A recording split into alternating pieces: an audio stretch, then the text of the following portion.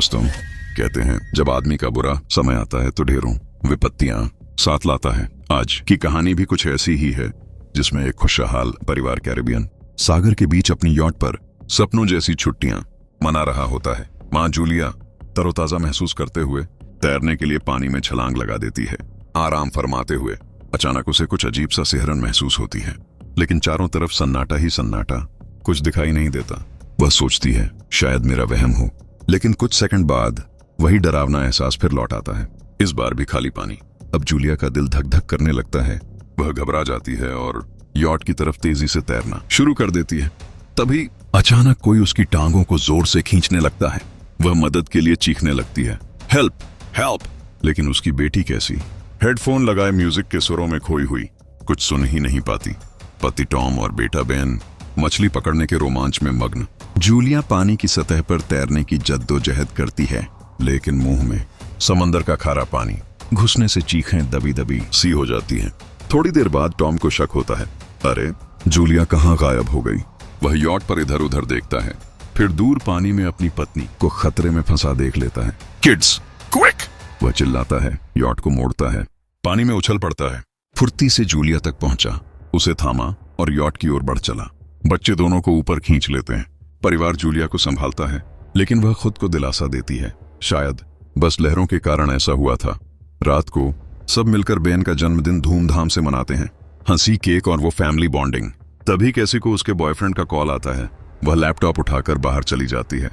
Video call पर boyfriend घबराया सा दिखाता है और कहता है, देखो शहर के ऊपर विशालकाय काले बादल मंडरा रहे हैं। कॉल ग्लिच होकर फ्रीज हो जाती है। कैसी दौड़कर परिवार के पास आती है, लेकिन टॉम उसकी बात हंसकर टाल देता है। अरे जमीन से इतनी दूर, सिग्नल तो कमजोर होगा। तभी एक रहस्यमयी आवाज गूंजती है। सब बाहर झांकते हैं। व्हेल मछलियों का विशालकाय झुंड गुजर रहा है, जैसे समंदर की कोई पुरानी कहानी जीवित हो गई हो। टॉम समझाता है, ये व्हेल्स हमेशा पृथ्वी के मैग्नेटिक फील्ड को फॉलो करती हैं, लेकिन तूफान के आने पर वो पूरी तरह कंफ्यूज हो जाती हैं। अचानक यॉट जोर से हिलती है। बेन फिसलकर गिर पड़ता है।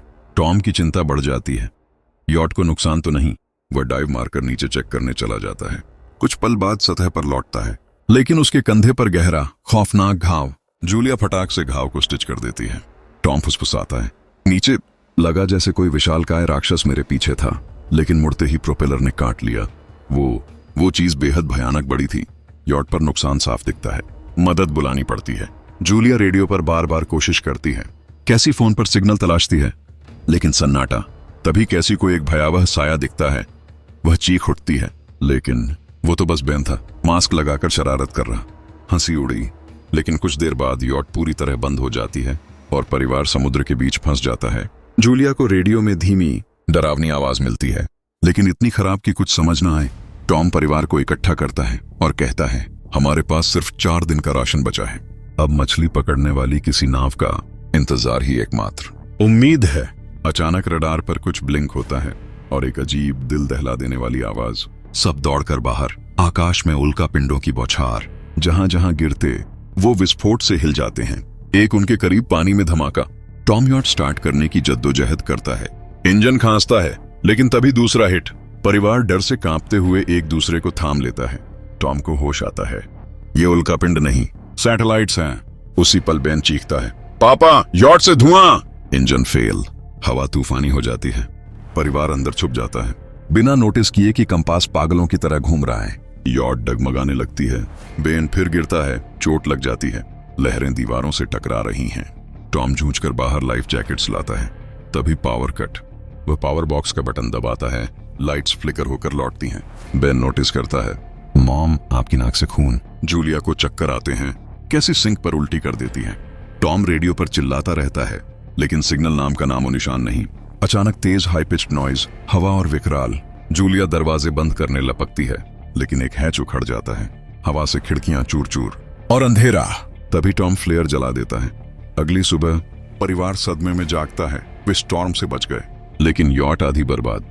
बाहर निकलते ही समंदर का पानी गायब। यॉट अब सूखी जमीन पर अटकी हुई। सब स्तब्ध। कैसी सिग्नल चेक करती है, नेटवर्क जीरो। बेन मरे केकड़ों से खेलने लगता है। टॉम कंपास देखता है, उल्टा। ये आखिरी बार 7 लाख साल पहले हुआ था। कैसी भी लगती है। मेरा बॉयफ्रेंड शायद जूलिया समझाने जाती है, लेकिन कैसी धक्का देकर छुप जाती है।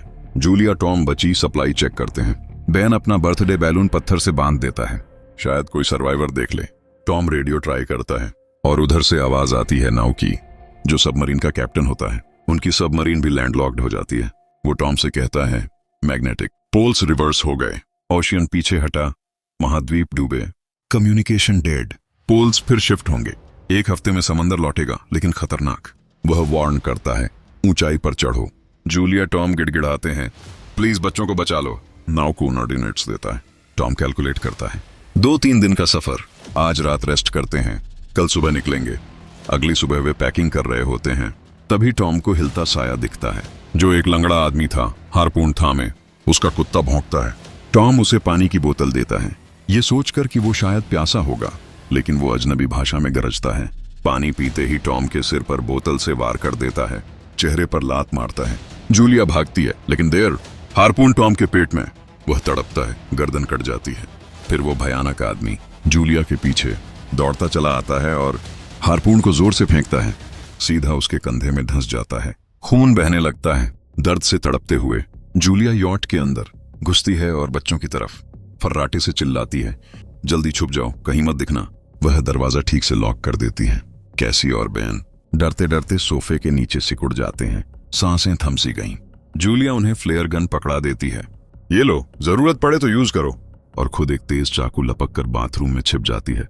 बाहर वो आदमी दरवाजे पर कंधों से जोर जोर से ठोकता है। आखिरकार लकड़ी चटक जाती है और वो अंदर घुस आता है।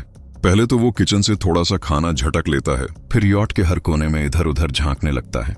धीरे धीरे बाथरूम की तरफ बढ़ा, लेकिन जूलिया ने दिमाग लगाया। छोटे से वेंट होल से बाहर सरक जाती है, बिना आवाज के। आदमी अंदर झांकता है, सोचता है कहां भागी ये, लेकिन जैसे ही जूलिया धीरे से बाहर निकलने लगी, उसका वफादार कुत्ता उसे सूंघ लेता है और जोर से भौंकने लगता है और उस पर झपट पड़ता है, दांत चुभोने को। लेकिन जूलिया चाकू से एक ही वार में उसे शांत कर देती है। कुत्ते की कराह सुनकर आदमी बाहर दौड़ता है। कुत्ते की लाश देखकर उसकी आंखें लाल हो जाती हैं, गुस्से से पागल। इस बीच जूलिया यॉट के दूसरे साइड से चढ़ने की कोशिश करती है, ऊपर की टूटी खिड़की से अंदर कूदने को, लेकिन वो आदमी फुर्ती से पहले ही वहां पहुंच जाता है, उसे कसकर पकड़ लेता है और मुक्का जमा देता है, जोरदार, हड्डी चटकने लायक। जूलिया नीचे लुढ़क जाती है। वह फर्नीचर पकड़कर खुद को संभालने की कोशिश करती है, लेकिन आदमी लात मारकर उसे दूर धकेल देता है, फिर उसकी कलाई पर पैर रखकर कुचलता है।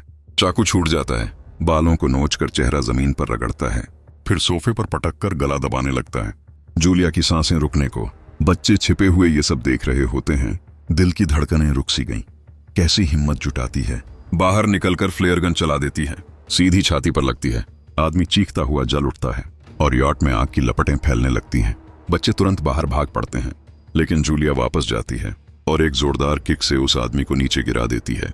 फिर मैप और बैग लपकती है और जान बचाकर भाग जाती है। बेन और कैसी अपने पापा टॉम के पास पहुंचते हैं, जोर जोर से रोने लगते हैं। जूलिया भी उनके पास आ बैठती है और तीनों आंसुओं के सैलाब में टॉम को आखिरी अलविदा कहते हैं, दिल टूटते हुए। तभी वो डरावना जला हुआ आदमी फिर यॉट से बाहर निकल आता है, तो पूरा परिवार फिर से दौड़ लगाता है। कुछ ही पलों में यॉट एक भयानक धमाके के साथ हवा में उड़ जाती है, आग का गोला बनकर। थोड़ी दूर भागने के बाद वे लोग एक छोटे से झरने के पास रुकते हैं, सांसें लेने और थोड़ा आराम करने को। कैसी उदास होकर सोचती है, शायद वो पागल आदमी गुब्बारों को देखकर ही आया था। ये सुनकर बेन खुद को दोषी ठहराने लगता है, आंखें नम। जूलिया उसे गले लगाकर समझाती है, बेटा इसमें तेरी कोई गलती नहीं, ये दुनिया ही पागल हो गई है, सबको मिलकर आगे बढ़ना है, क्योंकि वो अभी भी हमारे पीछे साया बना घूम रहा है। रास्ते में एक छोटे तालाब के पास बेन को एक मरी हुई हैमरहेड शार्क दिखाई देती है, इतनी बड़ी सड़ी हुई कि वो हैरान रह जाता है। तभी जूलिया को शक होता है, देखो वो फिर करीब आ रहा है। सब लोग घबराकर दौड़ पड़ते हैं और एक ऊंचे रेत के टीले से नीचे लुढ़क जाते हैं। वहां जहरीला कचरा बिखरा पड़ा दिखता है। सावधानी से पार करते हैं और लगता है कि आखिरकार उस आदमी से पीछा छूट गया। चलते चलते उन्हें बड़े बड़े मरे हुए समुद्री जीव और समंदर के तल पर जमा प्लास्टिक का ढेर दिखने लगता है। दुनिया का अंत सा लगता है।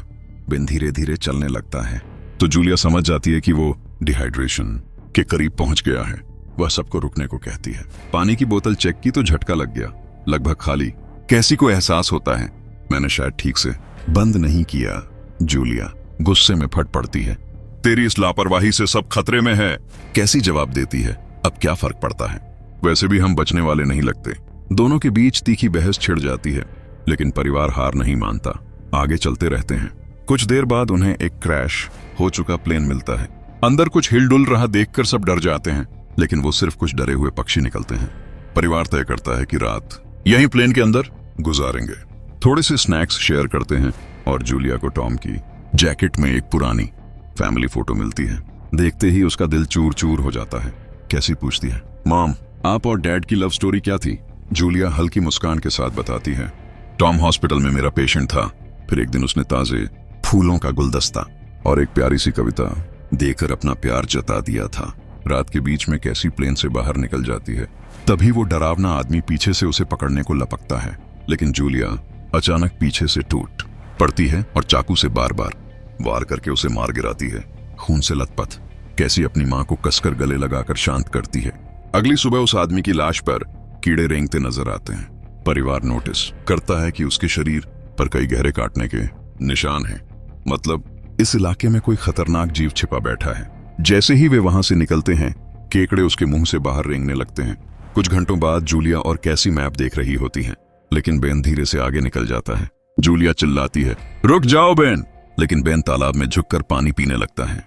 जूलिया तुरंत उसे खींचकर बाहर निकालती है और सख्ती से समझाती है कि अनजान पानी से बीमारी हो सकती है। धूप बहुत तेज हो जाती है तो परिवार अपने सिर कपड़ों से ढक लेता है।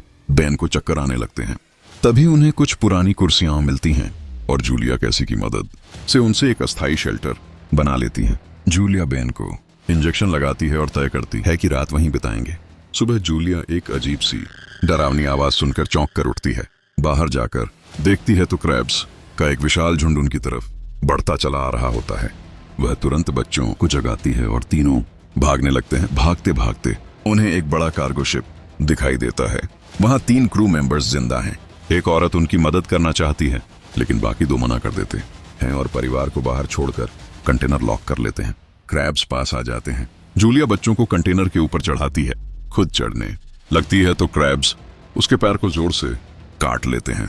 खून बहने लगा। बच्चे उसे खींचकर ऊपर चढ़ाते हैं, वरना नीचे गिर जाती। कंटेनर के एक छेद से आधे क्रैब्स अंदर घुस जाते हैं। क्रू मेंबर्स घबराकर फायरिंग शुरू करते हैं, लेकिन क्रैब्स उन पर हावी हो जाते हैं और सबको मार डालते हैं। चीखें गूंजी। आखिरी आदमी छत के होल तक पहुंचता है, लेकिन क्रैब्स उसे नीचे खींच लेते हैं। जूलिया अपने जख्म पर पट्टी बांधती है और दर्द से बेहोश हो जाती है। कुछ देर बाद जब होश आता है तो खुद को रेत के तूफान के बीच अकेली पाती है। घबरा जाती है। बच्चों को ढूंढने लगती है। जोर जोर से चिल्लाती है। एक मरी हुई औरत का हथियार उठाती है। कैसी आवाज सुनकर लौट आती है और बताती है कि वह और बेन मदद तलाशने गए थे, लेकिन कोई नहीं मिला। फिर दोनों बेन से मिलते हैं, जिसे एक खुला कंटेनर मिला है। तूफान थमने तक यहीं रुकेंगे। जूलिया टॉम का पुराना लाइटर निकालती है और अपने जख्म को जलाकर बंद कर लेती है। दर्द इतना कि चीख निकल पड़े। तूफान थमने के बाद एक और कंटेनर मिलता है, जिसमें ढेर सारी पानी की बोतलें। बॉडीज चेक करते हुए रेडियो और गन भी हाथ लगती है। जूलिया नाव से संपर्क करती है और बताती है कि मैप खो गया। नाव जवाब देता है, तुम पर आर्थ्रोपोड्स ने हमला किया था। वो अब ऑक्सीजन से पागल हो चुके समुद्री जीव हैं। नाव परिवार को झटका देता है।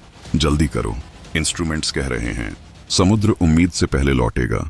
सिर्फ कुछ घंटे बाकी। वह फ्लेयर शूट करता है और परिवार उस दिशा में चल पड़ता है। लंबी पैदल यात्रा के बाद एक टूटा टॉयलेट मिलता है, जिसमें बेन रुककर राहत लेता है। आखिरकार सबमरीन नजदीक दिखती है, लेकिन पहुंचने के लिए बड़ा चट्टानी रास्ता पार करना होगा। जैसे ही गुजरते हैं, दीवारें कांपने लगती हैं, पत्थर बरसने लगते हैं। भयानक रॉक स्लाइड। जूलिया बच्चों को साइड में धक्का देती है और खुद पीछे हट जाती है ताकि कुचले न जाए। अब पत्थर की दीवार उनके बीच आ गई। जूलिया कहती है, बच्चों बिना मेरे आगे बढ़ जाओ। लेकिन कैसी मना करती है, नहीं मॉम, आप चढ़ने की कोशिश करो। बहस होती है। चिल्लाहट के बाद जूलिया वादा करती है, मैं तुम्हें ढूंढ लूंगी। कैसी मजबूर होकर भाई को खींच ले जाती है। बच्चे चट्टान चढ़कर सबमरीन पहुंचते हैं, लेकिन नाव को बाहर खून में लथपथ पाया। वह फुसफुसाता है, मेरा अंत हो गया, लेकिन सबमरीन तुम्हारी एक्स्ट्रा जगह है। कैसी मां को ढूंढने लौटती है। जूलिया क्रैब्स का झुंड देख फायरिंग शुरू कर देती है। कुछ गिरते हैं, लेकिन बाकी बहुत हैं। तभी कैसी ऊपर से हाथ बढ़ाती है। जूलिया घायल पैर के बावजूद चढ़ने लगती है। कैसी की मदद से दूसरी तरफ पहुंचती हैं। और दोनों सबमरीन की ओर दौड़ती हैं। बेन ऊपर खड़ा फायर खोलता है क्रैब्स को भगाने को। क्रैब्स नाव के शरीर पर टूट पड़ते हैं। जूलिया गन से आखिरी गोली चलाती है जब बच्चे अंदर पहुंच जाते हैं। गोलियां खत्म, गन फेंक देती है और बच्चों के साथ अंदर घुस जाती है। परिवार हैच लॉक करता है। खिड़की से क्रैब्स को चारों ओर रेंगते देखते हैं। इसी पल समुद्र लौट आता है। तीनों सीट बेल्ट बांध लेते हैं, एक दूसरे का हाथ थाम लेते हैं। तेज लहरें सबमरीन को इधर उधर फेंकने लगती हैं। जूलिया को पूरी जर्नी के फ्लैशबैक दिखने लगते हैं, कैसी उल्टी कर देती है। हाई पिच आवाज लौटती है और परिवार बेहोश हो जाता है। कुछ देर बाद जूलिया और बच्चे होश में आते हैं। खुद को जिंदा पाकर आंसू बहाते हैं। हैच खोलकर बाहर निकलते हैं। लहरें सबमरीन को एक तबाह शहर में पटक दिया है, यानी जिंदा रहने और नई जिंदगी शुरू करने की एक छोटी सी उम्मीद बाकी है। तो मुझे विश्वास है कि तुम्हें ये कहानी अच्छी लगी होगी। ऐसी ही और भी मजेदार थ्रिलर हॉरर कहानियों के लिए चैनल को सब्सक्राइब करना ना भूलना एंड बेल आइकॉन दबा देना ताकि ऐसे वीडियोस तुम्हें समय पर मिलते रहें। देखने के लिए धन्यवाद।